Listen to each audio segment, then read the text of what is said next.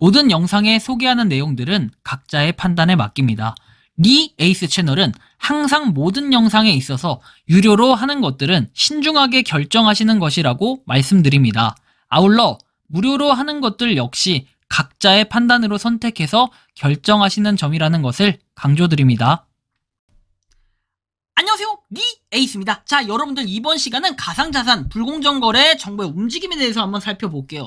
현재 이제 가상자산에 대해서 이 불공정거래에 대한 내용이 나왔는데 정부가 지금 계속해서 움직이고 있다라는 걸 확인할 수가 있습니다. 과연 정부가 어떤 식으로 움직이고 있는지 한번 이번 시간 살펴보도록 할 텐데 영상 한번 끝까지 봐주시면 좋겠고요. 자, 지금 뭐 어떻게 보면은 심각한 상황이라고 또 표현할 수도 있을 것 같아요. 근데 어떻게 보면은 이 정부가 왜 움직이는지 이런 부분을 좀 살펴볼 필요가 있겠는데요. 뭐 사실 어저께 영상 송출 시점으로 해가지고 어제 다뤄드린 이 내용 있죠. 암호화폐 심각한 상황 이제 도래한다. 이 부분에서 여러분들이 살펴보면 알 수 있었듯이 이 암호화폐가 뭔가 명확하게 이제는 뭐 암호화된 화폐라는 이런 개념이 되게 애매모호해졌다라는 거죠. 우리가 과거에는 암호화폐면 익명성이 보장이 되고 이런 게 너무 좋았는데 어떻게 보면 너무 좋은 게 뭐 악용하는 사람한테는 이게 좋은 거라기보다는 탈세 뭐 이런 것들한테 이제 취약할 수 있어요. 그렇죠? 탈세를 할 수가 있는 이런 것들이 아니라 정말로 익명성을 보장받을 수 있는 뭐 이런 것들이 나름의 또 장점이 있었습니다. 장점이라면 장점일 수 있었는데 이제 이런 부분이 하나씩 사라지고 있다라는 거죠.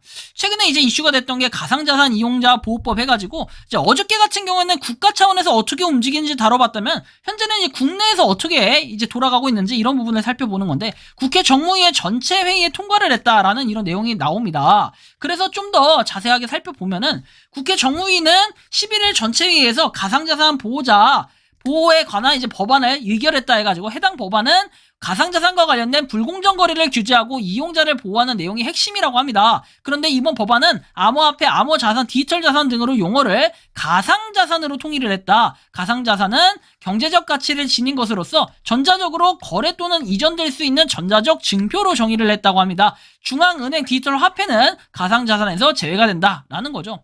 가상자산 불공정 거래 손해배상 책임을 묻는 근거도 마련이 됐는데 법안이 통과되면 미공개 정보 이용 그리고 시세 조종 그 다음에 부정거래 등 불공정 거래엔 손해배상 책임을 묻고 과징금을 부과할 수 있게 된다. 그리고 불공정 거래 행위가 적발이 되면은 1년 이상의 유기징역이나 부당이득의 최대 5배에 달하는 벌금을 기본형으로 하고 이익 또는 회피 손실액에 따라 가중할 수 있다라고 이런 내용이 적혀 있습니다.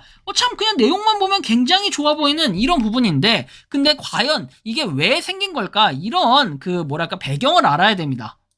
여러분들 보면은 김남국이라는 분이 최근에 이슈가 굉장히 많이 되고 있어요. 김남국은 이제 국회의원이자 전 변호사입니다. 이번 방송에서 되게 많이 나오고 유명하신 분인 거 다들 아실 겁니다. 사건반장인가 거기에도 나오는 분으로 알고 있는데요. 자, 이분이 왜 이슈가 되고 있을까? 김남국 거래한 코인 41종 코인 중개 정황도 있다라고 해서 5월 12일에 기사가 올라옵니다. 이 내용에 따르면은 저희 전문가와 함께 김남국 의원이 이제 것으로 추정되는 지갑을 분석했다. 그 결과 직접 거래한 코인이 무려 41개 그리고 그 가운데 36개는 시총 규모가 작고 그래서 시세 변동이 크다고 평가되는 코인들인데 이뿐 아니라 김남국 의원은 수수료를 받는 중개 역할도 20차례나 반복했다. 사실 저는 앞에 부분이 중요한 건 아니라고 봐요. 앞에 부분은 뭐 찌라시라든지 뭐라든지 본인들이 막 어둠의 경로를 통해서 예를 들면 텔레그램을 통해서도 볼 수 있고 막 등등등 내용들이 다양히 있을 거예요. 왜냐면 그런 코인에 대한 소스는 얼마든지 여러분들이 노력해서 찾다 보면 충분히 나올 수 있는 게 코인 소스거든요.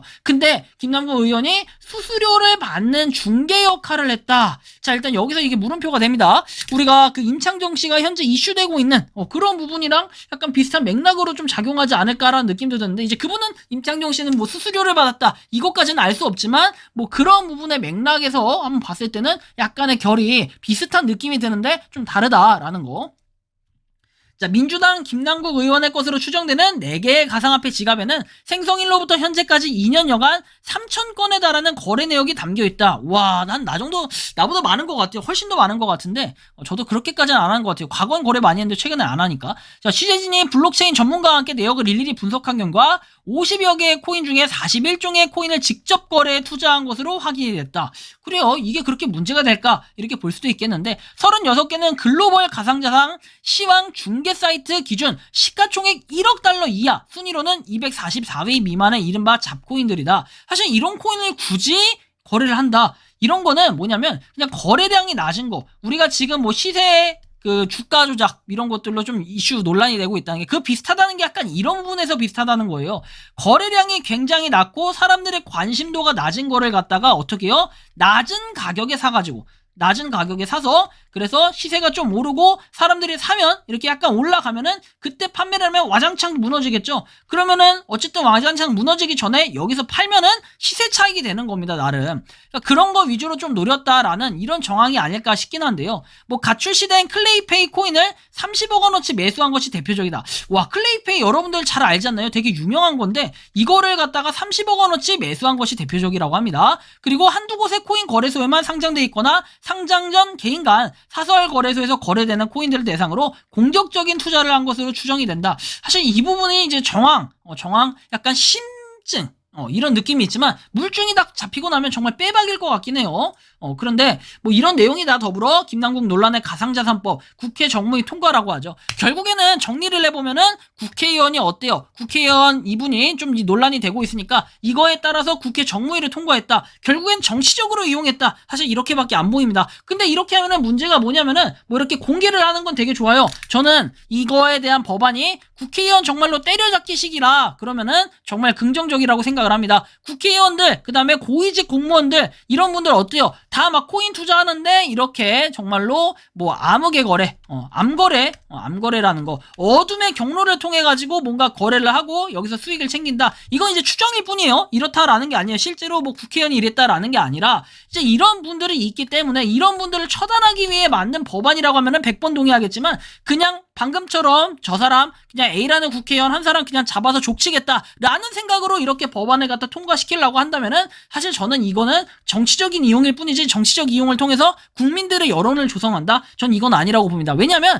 코인 자체 여러분들 어때요? 정말로 불쌍한 시민분들이 많이 하세요. 근데 불쌍한 시민이라는 표현도 좀 이상하긴 해요. 인생 역전을 하기 위해서 그 다음에 코인으로 좀 돈 좀 벌어보겠다고 정말 때 묻은 돈 쓰시는 분들이 정말 많을 거예요. 근데 여기다가 이제 우리는 세금이라는 것에 씨를 떨고 있죠. 5천만 원 이거 넘어가면은 어때요? 뭐 요거에 대해서 세금을 20% 부과한다. 이런 내용들 나오고 있잖아요. 그러다 보니까 굉장히 우리는 요거에 이를 부들부들 갈고 있는데 이런 상황에서 지금 뭐 여기 나오는 것처럼 가상자산 사업자의 고객자산 보호 및 불공정거래 규정과 처벌에 중점을 뒀다. 사실은 지금도 처벌할 거면 충분히 얼마든지 할 수 있고 사기를 치려면 충분히 얼마든지 사기를 치고 있다는 거 다들 잘 아실 겁니다. 그런데 국회에서는 이런 식으로 뭐 법안을 통과했다 뭐 했다 자랑스럽게 얘기하면서 하는 얘기는 고객 예치금액 예치 신탁, 그 다음에 고객 가상자산, 동일 종목, 동일 수량 보관, 해킹, 전산 장애 등의 사고에 대비한 뭐 보험 공제 가입 또는 준비금의 적립, 가상자산 거래 기록의 생성 보관 등을 의무화했다. 그리고 미공개 중요 정보 이용 행위, 시세 조정 행위, 부정거래 등을 불공정 행위 거래 행위로 규정을 했다. 이를 위반하면 형사처벌, 그다음에 손해배상 책임을 부담하고 집단 소송을 제기한다.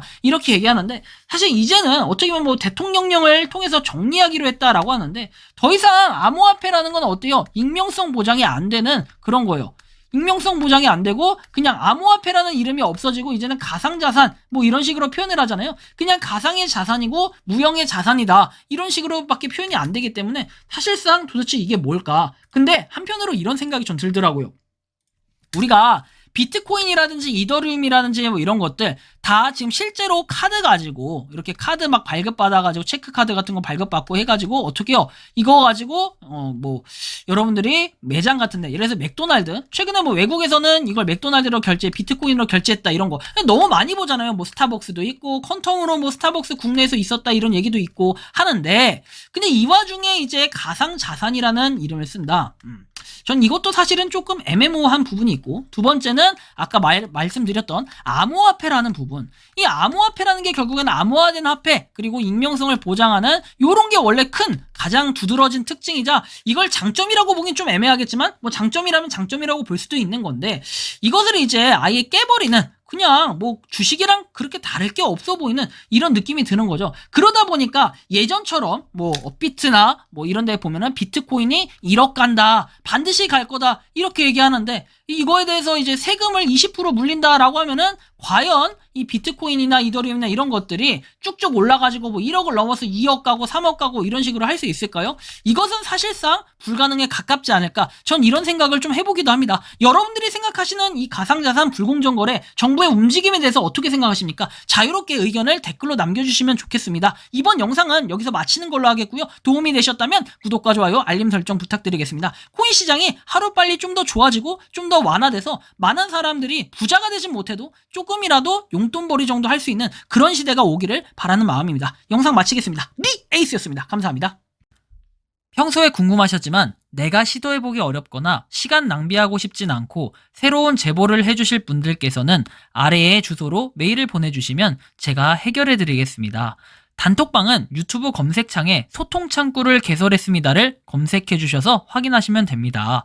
아울러 채널 멤버십 가입 시 다양한 혜택을 누리실 수 있으니 참고해주시기 바랍니다. 시청해주셔서 감사합니다.